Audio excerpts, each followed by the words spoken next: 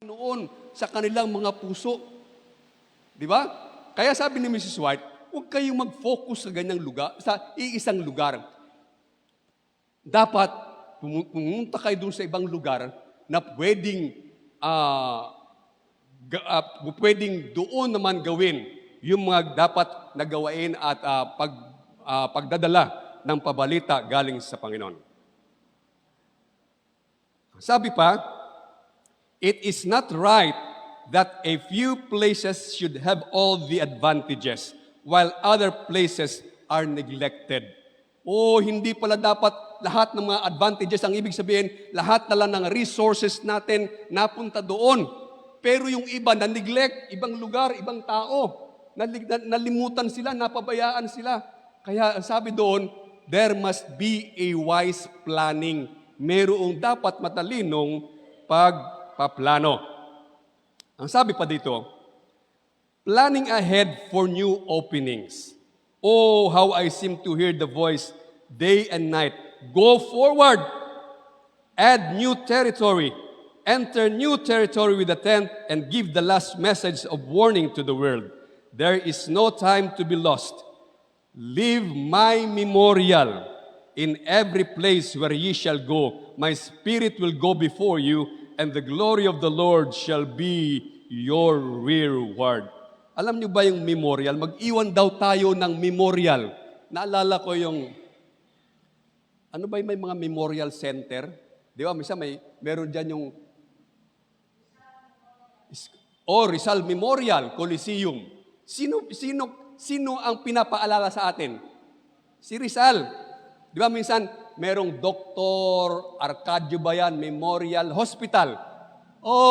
Doon ipinapaalala sa tao si Dr. Arcadio. Maaring marami siyang nagawa. Mga kapatid ko, sabi ng Panginoon, gusto niya sa bawat lugar mayroong pag-alala, memorial, na makita, maalala ng mga tao na mayroon palang Diyos na nagmamahal at nag-aantay sa kanila. Napakaganda, no? Ngayon, sabi, those who have had the light for years to enter new fields with a tent and have held the camp meetings in the same ground for years need to be converted themselves because they do not heed the word of the Lord. Moving forward by faith, advance in faith means will come. Can we Ngayon, doon sa pangalawa ng mga kapatid ko, ganito sinasabi. Marami daw mga tao, maraming kapatiran na nag-i-invest doon sa tinatawag na yung patent. Kasi nung panahon nila Mrs. White, mga kapatid ko, di ba maraming na-invento, di ba? Maraming mga inventions noong mga 1800s, 1700s, 1900s, mga kapatid ko. Panahon itong mga nai-invento ng tao na napakarami. Kagaya na lang ng yung paglilimbag, ano ba tawag dyan? Yung pagpapublish. Printing. Yung marahil yung ilaw na yan, yung Thomas Edison. Ito yung panahon na noon pa lang, nag-i-invest sila. Marami ang nag-i-invest, magkaroon ng patent dito, ng karapatan mo na ikaw, na sa pangalan mo to. Pero, yung pag-i-invest para sa gawain ng Panginoon, parang bantulot sila. Bakit? Mga kapatid ko, siya nga naman, kung ikaw ay isang negosyanteng tao, na ang iniisip mo ay sa mundo, na magkapera ka, ikaw ba ay kikita pag nag-invest ka ng 1,000,000, o palagay natin sa panahon na hindi masyado malaki 1,000,000, mag-invest ka ng 5,000 sa gawain ng church, babalik ba? May rate of return ba yan? O interest na babalik sa'yo? Wala. May babalik mo sa'yo yung pera pagka nagbigay ka sa personal ministries? Wala. Hindi ba? Pero pagka ikaw ay nag-invest doon sa negosyo, mag-expect ka ng mayroong kang inaabangan na tubo, mga kapatid ko. Sabi ni Mrs. White, nalulungkot ang Diyos sa ganun. Bakit daw tayo, parang bantulot magkaloob para sa gawain ng Panginoon. Pero pag sa labas, parang yung ating bulsa ay napakadaling dukutin. Kumbaga sa ating lingwahe, mga kapatid ko. Okay.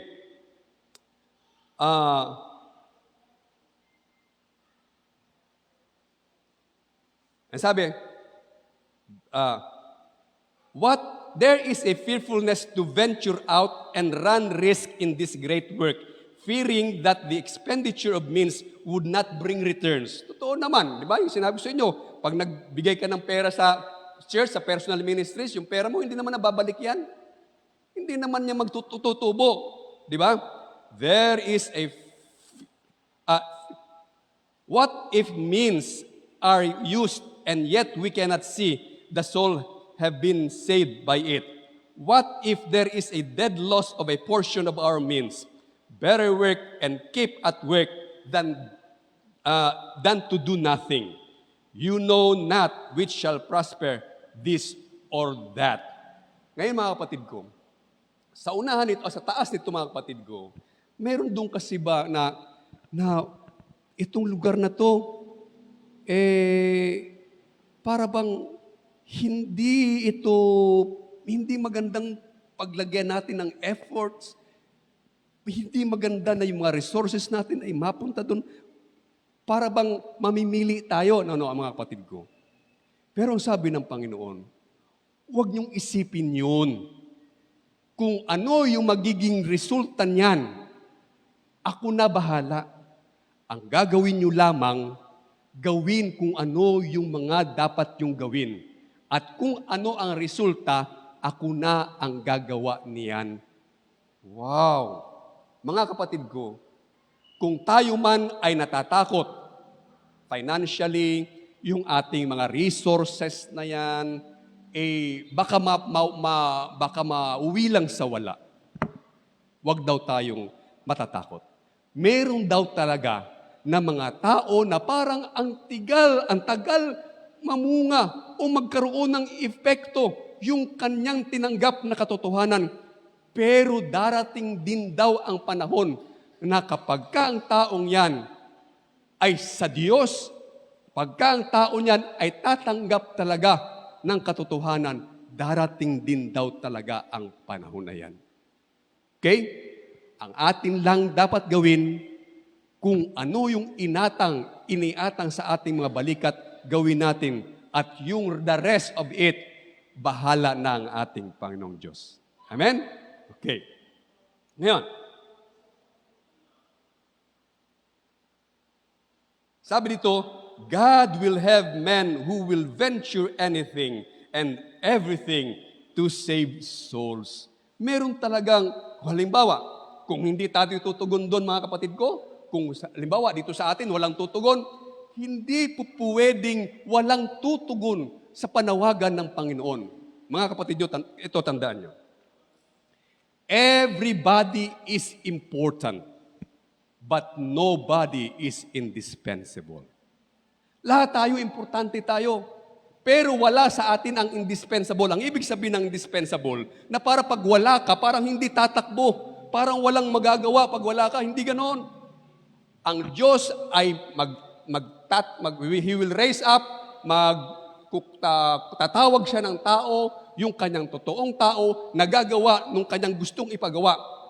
Lahat tayo importante kasi tayo dapat gumawa. At tayo ay niligtas ng ating Panginoon. Christ died for each and every one of us. For all. Pero mga kapatid ko, hindi tayo indispensable. Na para bagang pag wala tayo, wala silang gagawin, wala silang magagawa. Hindi. Kasi pagka pinabayaan natin yung tungkulin na dapat natin gawin, mali-left out ka, mapupunta ka sa huli, mauiiwanan ka. Dapat talaga ay gawin natin yung dapat nating gawin. Ang sabi pa dito, be resourceful. Ano yun? In these perilous times, sa panahong mapanganib, we should leave untried no means of warning the people. Lahat ng paraan, lahat ng means gagawin natin. Wala tayong iiwanan na hindi natin gagawin. We should be deeply interested in everything that will stay the tide of iniquity. Work on. Patuloy tayong gumawa.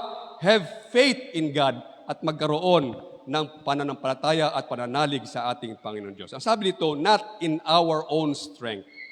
Sabi ni Mrs. White, I appeal to you, my brethren in the ministry. Connect yourselves more closely with the work of God. Many souls that might be saved will be lost. Titingnan nyo marami daw sana o maraming mga kalwa ang maaring maligtas. Pero mawawala sila, they will be lost unless you strive more earnestly to make your effort as perfect as possible. Wow! Kaya nga, mga kapatid ko, marami ang maaring maligtas. Pero dahil napabayaan natin, dahil hindi tayo nakisangkot, dahil wala tayong ginawa, mga kapatid ko, anong mangyayari? Anong mangyayari, mga kapatid ko? Ang sabi pa dito, wherever you are, however trying your circumstances, do not talk discouragement. Ulitin ko nasaan man daw tayo, gaano man ka trying circumstances, yung parang hindi maganda ang mga nangyayari. Hindi maganda ang mga nangyayari. Huwag daw tayong magsasalita o magkukwento ng discouragement. Ano sa Tagalog yon? Parang walang pag-asa, parang madi-discourage lang yung mga tao sa sinasabi mo, huwag daw tayong ganon. Ang ibig sabihin, lagi yung tayong may positive vibes. Meron dapat tayong positibong pananaw kahit na nasa gitna tayo ng mga pagkakataon na parang hindi umaayon sa atin yung agos ng tubig, mga kapatid ko. Para bang against the current tayo lagi. Sabi ni Mrs. White, do not talk discouragement. Huwag daw tayo magsasalita ng, alam nyo na yun, kung anong ibig kong sabihin doon sa discouragement, mga kapatid ko. Because the Bible is full of rich promises, can you not believe them? When we go out to labor for souls, God does not want us to go a warfare at our own charges. Kung tayo man daw ay pinapadala ng Panginoon doon sa mga larangan ng mga pakikipagbaka, hindi tayo ipapadala doon na hindi muna tayo ini-equip ng ating Panginoon. Ibig sabihin, hindi tayo binibigyan ng sandata na para pag tayo ay nandoon na, doon sa gera, ay tayo ay magtagumpay. Sabi dito, live results with God. Okay. The good seed sown may lie sometime in... Yun daw magandang binhi na itinanim mo, maaring naandyan lang yan sometime. Cold, worldly, selfish heart, walang katiting na ebidensya na para pong nagkaroon siya ng ugat. But frequently, the Spirit of God operates upon that heart. Wow! Merong bang mga pagkakataon na nakikita mo yung taong, yung itinanim doon sa taong yon, yung seeds, yung salita ng Panginoon, para bang hindi man, wala siya muturok, sa Bisayon pa. Hindi siya nagkaroon ng ugat, hindi siya tumubo, nandoon lang malamig, worldly. Pero ang sabi ng Panginoon, but frequently, sa kanunay, madalas, ang Espiritu ng Panginoon ay gumagawa doon sa heart na yon, and waters it with the dew of heaven, and the long-hidden seed springs up and finally bears fruit to the glory of God. Magtataka na lang tayo. Okay. Kaya nga, isa to sa mga surprises sa heaven, mga kapatid ko. Bakit naandi dito ka? Naandi doon si, nung pinapangaralan yan, hindi man lang yan nakikinig. Pagka nandoon sa mga mga pamamahayag ng salita ng Panginoon, parang wala lang. Tapos, siyempre, nagkahiwalay kayo, namatay din siya, nakita kayo sa langit.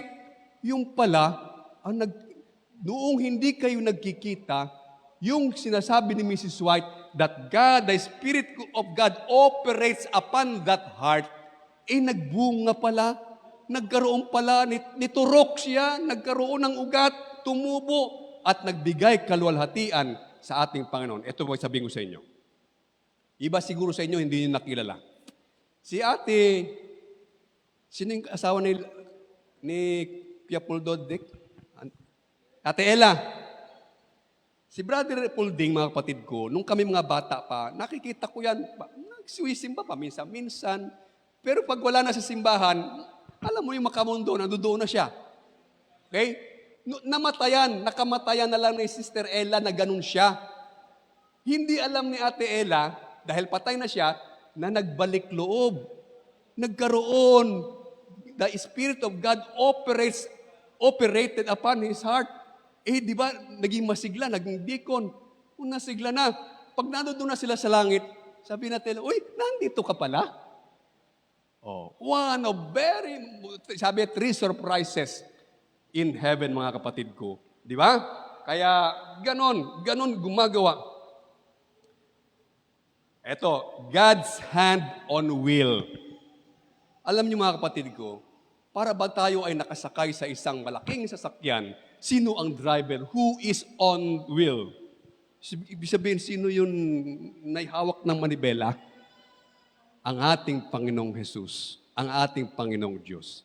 Kaya kailanman, hindi dapat tayo mangamba. Sabi dito, fearful perils are before those who bear responsibilities in the cause of God.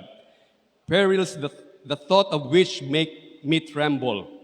Nanginig daw, natakot daw si Mrs. Watt. But the word comes, dumating sa kanya ang salita, my hand is upon the wheel. Ang aking mga kamay na nasa manibela, sabi ng Diyos, and I will not allow men to control my work for these last days. Who controls the work of God? Hindi tayo, mga kapatid ko, kundi yung may hawak ng manibela, ang ating Panginoong Jesucristo, ating Panginoong Diyos. My hand is turning the wheel, and my providence will continue to work out the divine plans irrespective of human inventions. Sabi pa, in the great closing work, we shall meet with perplexities that we know not how to deal with. But let us not forget that the 3 great powers of heaven are working, that a divine hand is on the wheel, and that God will bring His purposes to pass. Mga kapatid ko, sabi nga, your word, God's word, will not return to Him void. Sabihin, walang laman, blanco. Nagsalita ang Panginoon, bumalik sa Kanya, blanco. Ibig sabihin, walang nangyari. Hindi po pwede yun, mga kapatid ko. It will fulfill whatever God has purpose. And kung bumalik sa Kanya doon, sa Kanya yung Kanyang salita, ay nagkaroon ng kapangyarihan yun sa lahat ng mga taong dapat ay makarinig. Okay, lastly, wag daw tayong mag-alala. Hindi tayo dapat matakot sapagkat daw yung 3 great powers of heaven. Sino yun? 3 great powers in heaven. God the Father, God the Son, and God the Holy Spirit. At yung divine hand daw ay nandoon sa manibela. Siya ang nagtitimon, kumbaga. Okay. Lastly, favor until the work is done. A world is to be warned. Dapat ay mabigyan ng warning ang mundo. Watch, wait, pray, work, and let nothing be done through strife and vainglory. Dapat daw tayo ay magpuyat, manalangin, gumawa, at wala daw dapat gawin na sa pamamagitan ng pagkakabahabahagi o yung pagbibigay ng sariling pagmamataas, walang ganon. At sabi dito, there is a great work to be done yet, and every effort possible must be made to reveal Christ as the sin-pardoning Savior, Christ as the sin-bearer, Christ as the bright morning star, and the Lord will give us favor before the world until our work is done. Wow. Ulitin ko, meron daw tayong dakilang gawain, malaking gawain na dapat ay hindi pa nagagawa, may magagawin pa tayo ang ibig sabihin. At lahat ng posibleng gawin, mga effort na dapat gawin, ay dapat gawin upang ihayag ang Panginoong Hesukristo na siya yung nagpapatawad ng kasalanan, nagpapatawad na isang manliligtas, at siya ang sin bearer. Nasa Kanya, dinala niya lahat ang mga kasalanan natin at pinapatawad tayo sa ating mga kasalanan. Siya yung bright and morning star. And the Lord will give us favor before the world until our work is done. Ibig sabihin, darating ang pagkakataon, mga kapatid, at panahon na matatapos talaga ang gawain. Pero, hindi iyan matatapos kapag walang tao, walang anak ng Panginoong Diyos na gagawa. Dapat meron talagang gagawa. Mga kapatid ko, pagpalain ang mga salitang ito, pagpalain ng Diyos ang mga katotohanan ito sa ating mga puso at magkaroon ng kapangyarihan sa ating mga buhay upang magkaroon tayo ng bahagi sa pagtatapos ng gawain ng Panginoon at tayo ay bibigyang karangalan ng ating Panginoong Jesucristo sa harap ng Kanyang Ama na nasa langit. God bless us all.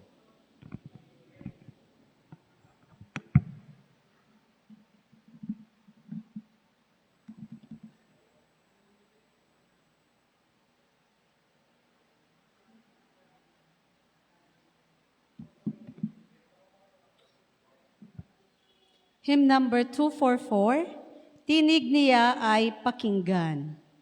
244.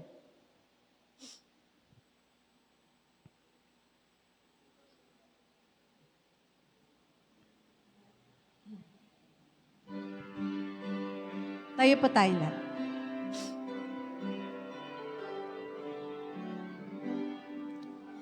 Tinig niya ay pakinggan na sumisigaw sa ilang, hinahanap ang naligaw, tupang waglit sa tahanan, akayin, akayin, mga tupang naliligaw, akayin, akayin, sa kay Jesus na mahal. Sino ngayon ang lalakad sa naligaw ay hanap, numilos na't huwag magluwat,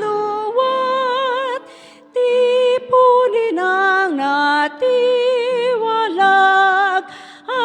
akayin, akayin, mga tupang naliligaw, akayin, akayin, sa kay Jesus na mahal. Sila ay nag-iyakan sa parang at kabundukan, tinig ni Jesus pakinggan, hanapin sila saan man, akayin, akayin, mga tupang naliligaw, akayin, akayin, sa kay Jesus na mahal.